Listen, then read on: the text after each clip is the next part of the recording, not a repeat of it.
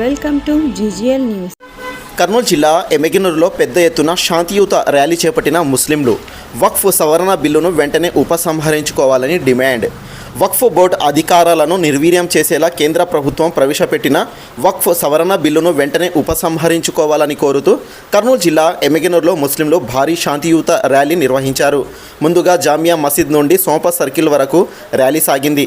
కేంద్ర ప్రభుత్వం ఆమోదించిన వక్ఫ్ చట్ట సవరణను వెంటనే వెనక్కు తీసుకోవాలని నినాదిస్తూ భారీ ప్రదర్శన నిర్వహించారు. సోంప కూడలిలో అరగంట పాటు మానవహారం చేపట్టి నినాదాలు చేస్తూ నిరసన వ్యక్తం చేశారు. ఈ సందర్భంగా పలువురు మాట్లాడుతూ ఒకే దేశం ఒకే చట్టం అంటూ ఎన్నికల్లో విస్తృత ప్రచారం చేసిన మోదీ ఎన్నికలు గెలిచిన అనంతరం వక్ఫ్ బోర్డు సవరణ చట్టం పేరుతో ముస్లింలను ఇబ్బంది పెట్టే ప్రక్రియను పూనుకోవడం ఎంతవరకు సమంజసమని ప్రశ్నించారు. వక్ఫ్ బోర్డు బిల్లు సవరణ వల్ల ముస్లింలకు తీవ్ర అన్యాయం జరుగుతుందని పేర్కొన్నారు. ముస్లింల ఆస్తులకు భద్రత లేకుండా చేయడమే వక్ఫ్ చట్ట సవరణ ముఖ్య ఉద్దేశమని మండిపడ్డారు. కేంద్ర ప్రభుత్వంలో భాగస్వాములుగా ఉన్న ప్రతి పార్టీ పునరాలోచన చేయాలని వారు ప్రభుత్వాన్ని డిమాండ్ చేశారు.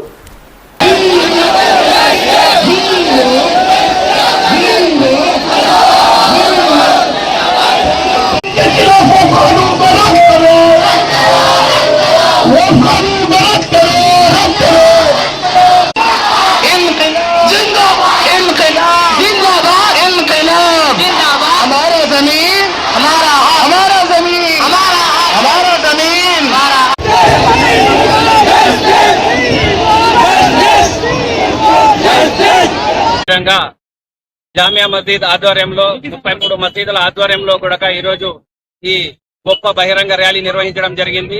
దీని యొక్క ముఖ్య ఉద్దేశం ఏమంటని చెప్తే, వక్ఫ్ బిల్ ఏదైతే ఉందో అది మా ముస్లింల ఆస్తి, మీ గవర్నమెంట్ ఆస్తి కాదు. మా పెద్దలు మాకు విద్య, వైద్య, ఉపాధి రంగాలలో మేము ముస్లింలు ఎంపవర్ కావాలంటని చెప్పి మా పెద్దలు మాకు ఇచ్చిన ఆస్తి అది. దానిలో మీ యొక్క జోక్యం అవసరం లేదు. మేము ఇదే కేంద్ర రాష్ట్ర ప్రభుత్వాలకు మేము ఇదే విన్నవిస్తున్నాము.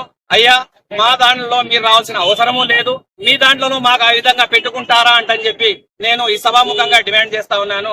మరి మేము ఇదే డిమాండ్ చేస్తా ఉన్నాము. అయ్యా, మీరు మా ఓట్లతో గెలిచి మాకు వెన్నుకోటి రాజకీయాలు చేస్తా ఉన్నారు. ఇది మంచిది కాదు. రాబోయే 2000లో ఉండే 33 ముతవల్లీల మసీదులో దాదాపు ఇక్కడ 50-60 వేల ఓట్లు ఉన్నారు.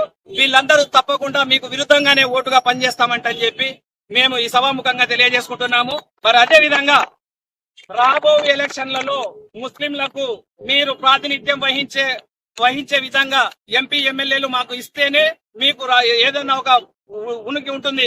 అది లేకుండా ఉంటేమో ఎమ్మెల్యేను ఎంపీని నిలబెట్టుకొని తప్పకుండా రాబో ఎలక్షన్లలో మీకు ధీటుగా పనిచేస్తామంటని చెప్పి ప్రజాస్వామ్య విరుద్ధంగా ఎవరెవరైతే ఈ రోజు పాల్పడినారో, నితీష్ గాని చంద్రబాబు నాయుడు గాని ఏదైతే మాట్లాడి ఈ రోజు ముస్లిం సమాజాన్ని తప్పుదోవ పట్టించినారో, మీకు కూడా తప్పకుండా ఈ గద్దె దింపే కార్యక్రమాన్ని మట్టుకు